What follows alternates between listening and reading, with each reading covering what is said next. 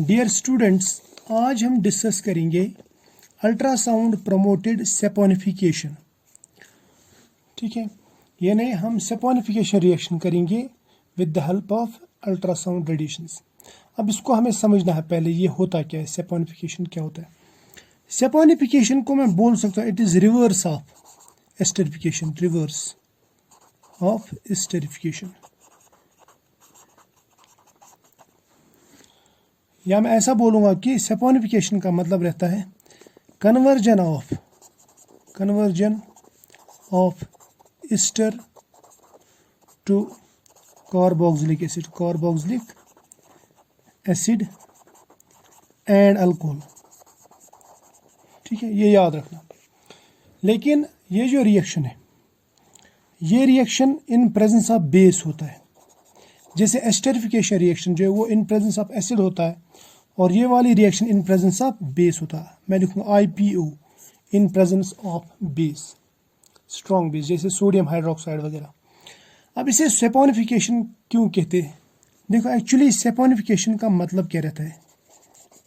Saponification जो है ये निकलता है वर्ड सेपो से। सेपो जो ये लैटिन वर्ड है, इसका मतलब रहता है सोप। ठीक है, जब हम सोप बनाते ना तो हम उसको कहते हैं सेपोनिफिकेशन, यानी फॉर्मेशन ऑफ सोप।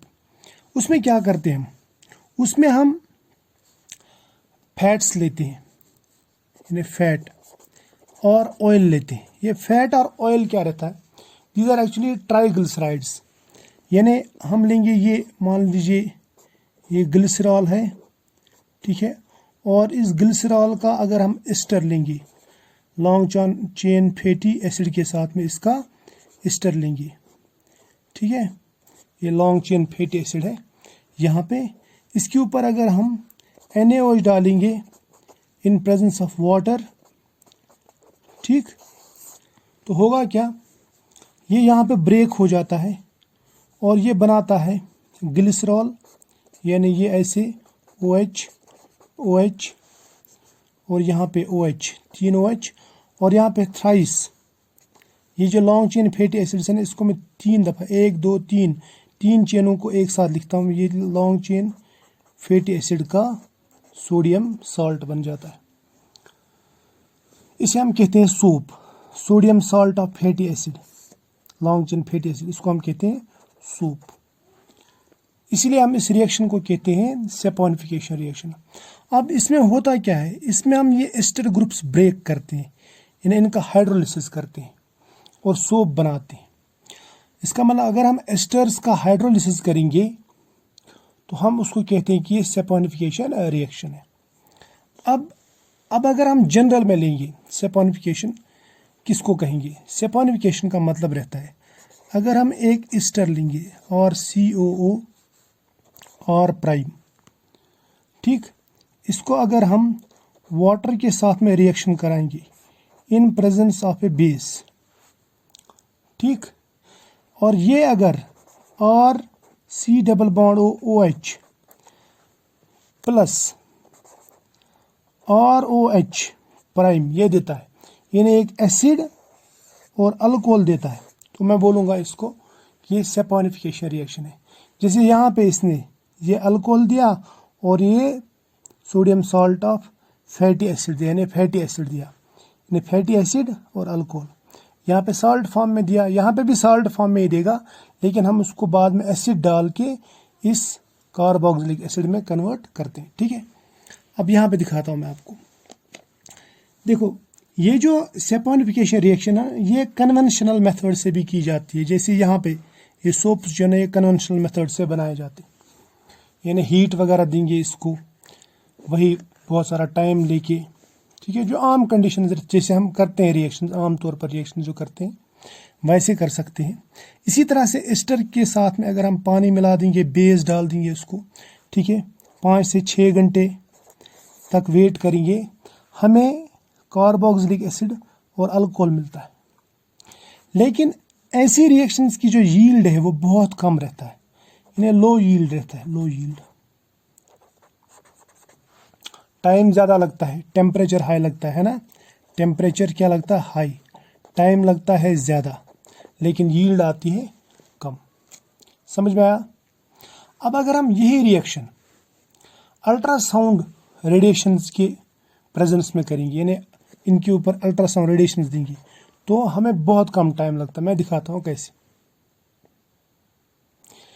जैसे अगर मैं ये रिएक्शन एक लेता हूँ, मान लीजिए ये एक एस्टर है, यहाँ पे मैं लिखूंगा इसको C2H5 लिखूंगा मैं, C2H5 या CH3 भी लिख सकते हैं आप, COCH3। ये एस्टर बन जाएगा, लेकिन ये एरोमेटिक एस्टर है। यहाँ पे CH3, यहाँ पे CH3। ये जो है ना, ये एस्टर, ये वाला एस्टर, ये हिंडर्ड है। समझ में आया? ये क्या है? ये हिंडर्ड एस्टर है। हिंडर्ड मतलब यहाँ पे CH3 ग्रुप है ना, ये इसको हिंड्रेंस करेगा।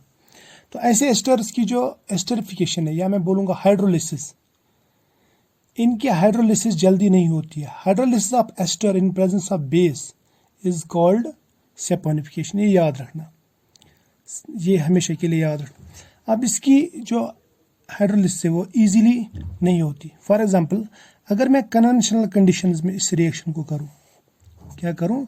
कन्वेंशनल कंडीशंस में इसके ऊपर मैं वाटर डाल दूंगा और बेस डाल दूंगा, यानी OH नेगेटिव, जैसे NaOH। समझ में आया? उसके बाद मैं इसको हीट करूंगा। हीट करने के बाद में मुझे प्रोडक्ट मिलेगा ये COH, ठीक। ये है कार्बोक्सिलिक एसिड, है ना, इसका एसिड बन गया, प्लस मिलेगा हमें C2H5OH। याद रखना, अगर आपने यहाँ पे CH3 रखा तो यहाँ पे CH3OH मिथेनॉल मिलेगा। अगर आपने C2H5 रख दिया तो यहाँ पे आपको मिलेगा C2H5OH। समझ में आया? ये है कन्वेंशनल कंडीशंस में ये रिएक्शन। इस रिएक्शन को लगते हैं 5R। कितने लगते हैं? 5R। अब अगर मैं यही रिएक्शन अल्ट्रासाउंड प्रमोटेड करूंगा, ठीक है, तो क्या होगा? देखो, अगर मैं इसी में यही वाटर डाल दूं, इसके ऊपर बेस डाल दूं, ठीक है, और ये रिएक्शन में रूम टेम्परेचर पे कर दूं, रूम टेम्परेचर, उसके बाद में इसके ऊपर मैं अल्ट्रासाउंड रेडिएशंस देता हूं, ये रिएक्शन 1 से 1.5 घंटे में ये यानी हो जाती है। 1.5R लिखूंगा मैं, 1 to 1.5R में ये हो जाती है रिएक्शन। समझ में है ना? यानी 1 से 1.5 घंटे में, या मैं कहूँगा 60 मिनट्स to 90 मिनट्स में ये रिएक्शन हो जाती है। जबकि यहाँ पे कितना लगता है टाइम? 5 घंटे। क्लियर? और यहाँ का जो यील्ड है वो आता है 15%। जबकि अगर आप इससे करेंगे अल्ट्रासाउंड प्रमोटेड, तो आपको जो यील्ड आएगा वो आएगा 90%, मोर देन 90% यील्ड आएगा। ठीक है, अब और एक रिएक्शन देखते हैं हम इसी का। अब इसके बदले में अगर मैं ये यूज़ करूँ COCH3, फिर CH3 यहाँ पे, इसमें भी मैं वाटर डाल दूँ, ठीक, कामा बेस डाल दूँ रूम टेम्परेचर पे, ठीक है, अल्ट्रासाउंड प्रमोटेड है, ठीक। ये रिएक्शन जो ये थोड़ी सी जल्दी हो जाए क्योंकि ये लेस हिंडर्ड है, और यानी 1 आवर में ये हो जाएगी। तो ये बनाएगा COOH, यहाँ पे CH3, यहाँ पे भी CH3 प्लस मिलेगा CH3OH, यानी एक कार्बोक्सिलिक एसिड मिल गया, एक अल्कोहल मिल गया। इसको हम कहेंगे सेपोनिफिकेशन रिएक्शन।